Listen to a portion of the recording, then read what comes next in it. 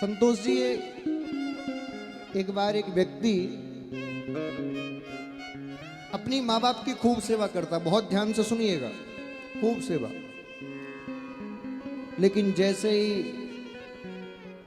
विवाह हुआ, पत्नी घर में आई तो कान भरना शुरू कर दिया।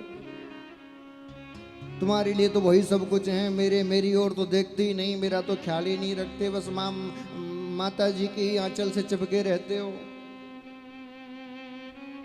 इतना ही था तो मुझे क्यों विवाह करके लाए।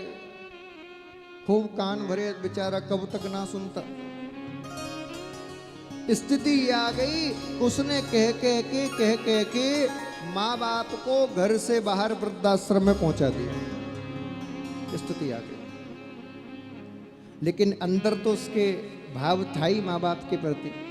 उसने कहा चाहे तू कितना भी कह ले, तेरे कहने पे मैं माँ बाप को बाहर वाले वृद्धाश्रम में मंदिर में तो छोड़ आया हूं, लेकिन भोजन तो मैं उनको अपने हाथों से ही खिलाने जाऊंगा। तो उसने सुंदर, क्योंकि पैसे वाला व्यक्ति था, चांदी की थाली मंगाई पूरी सेट। हाँ, माँ बाप के लिए थाली सजा के ले जाने लगा। इतने में पत्नी की दृष्टि बढ़ गई। ये चांदी की थाली सजा के कहाँ जा रहे हो? माँ बाप को भोजन कराने। हाँ, मेरी मायके से आई है, दहेज में रखो इसको नीचे, माँ बाप को खिलाने ले जा रहा हूं। वो सामने फूटा मटका पड़ा है, उसमें लेके जाओ, पत्तल में रोटी लेके जाओ, ये चांदी वादी के रखो। अब बेचारा रोज मटके में सब्जी ले जाता, पत्तल रोटी इत्यादि ले जाता। समय गुजरा, उसका बेटा भी उसके साथ जाने लगा। एक दिन क्या हुआ, उसने देखा कि मैं जब लौट के आता हूं तो बेटा मेरे संग नहीं आता। वो कुछ देर बाद घर आता है। अच्छा, रोज जो पत्तल ले जाता हूं, जो मिट्टी का पात्र ले जाता हूं, वो भी कहीं दिखता नहीं, हर बार नया ले जाना पड़ता है। तो सोचा आज देखूंगा ये पात्र, ये बर्तन जाते कहां हैं। जब एक दिन पीछे से छुप के देखा तो क्या देखता है, उसका बेटा एक जगह गड्ढा करके और उन पात्रों को जमीन में गाड़ रहा था। पात्रों को मिट्टी के जमीन में गाड़ रहा था। उसने कहा बेटा ये क्या कर रहे हो?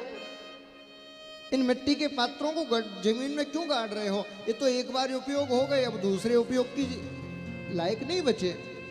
क्योंकि मिट्टी का पात्र एक बार उपयोग हो जाए तो वो जब तक अग्नि में ना तपे वो शुद्ध नहीं होता। हाँ, चीनी मिट्टी का, कांच का, प्लास्टिक का, ये झूठे ही बने रहते हैं महाराज। तुम कितना भी सावन से रगड़ लो, ये झूठे ही हैं। लेकिन आजकल तो ट्रेंड चल गया है झूठा खाने का। हाँ, शादियों में देखो,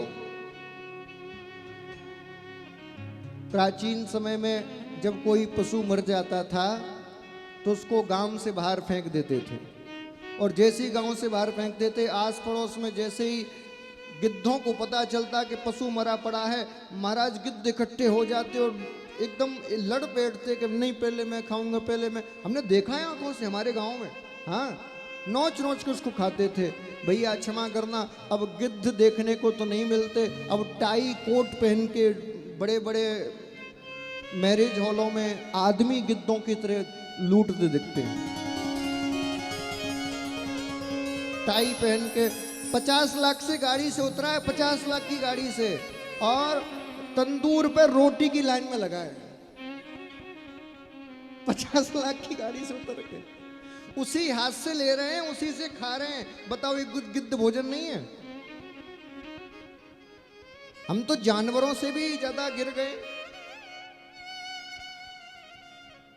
जिस प्लेट में आप शादियों में भोजन करते हो वो या तो प्लास्टिक की होती है, चीनी मिट्टी की, और दोनों ही एक बार भोजन करने के बाद शुद्ध नहीं होती, कितना भी तुम रगड़ दो साबुन से। केवल धातु का पात्र ही धोने के बाद शुद्ध होता है। चाहे वो पीतल का हो, चाहे स्टील का हो, चाहे तांबे का हो, चाहे कांसे का हो, उसको मिट्टी से भी साफ कर दो तो शुद्ध है, पानी की भी आवश्यकता नहीं।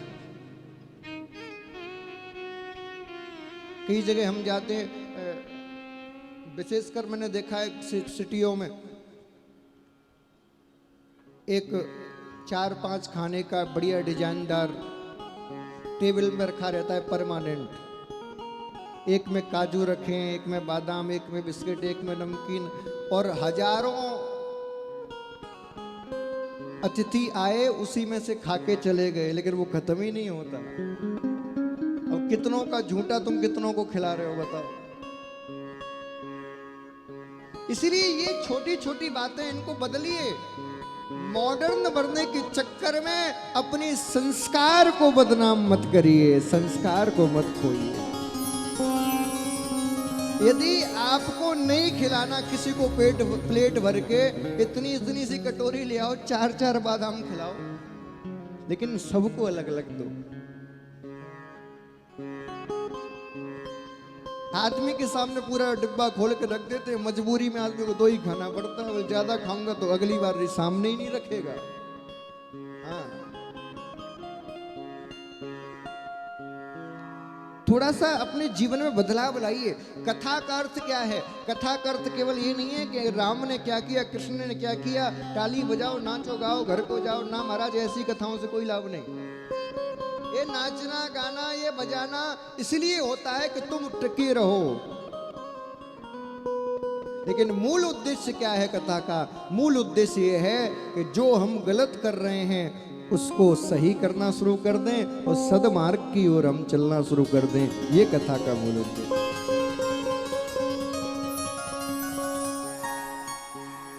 मेरा आपसे निवेदन है,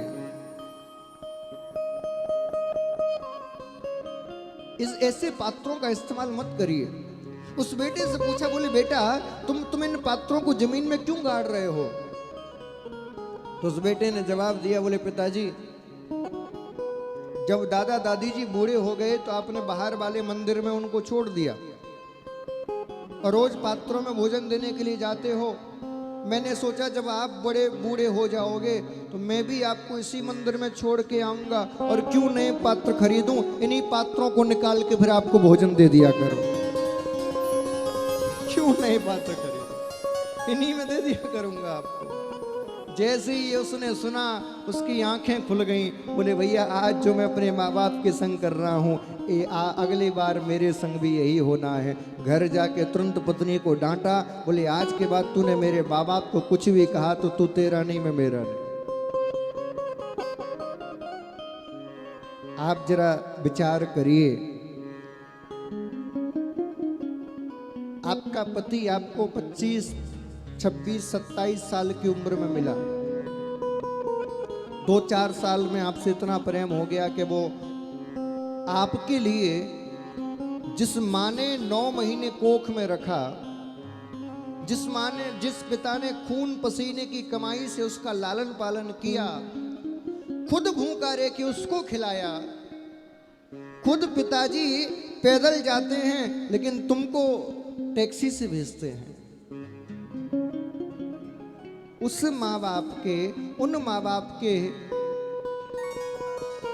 प्रेम को छोड़कर 4 दिन के प्रेम के पीछे तुमने माँ बाप को त्याग दिया। सोचिए जब वो समय बदलेगा तो जब अच्छी तुमसे मिल जाएगी तो तुमको छोड़ने में उसको कितना समय लगेगा।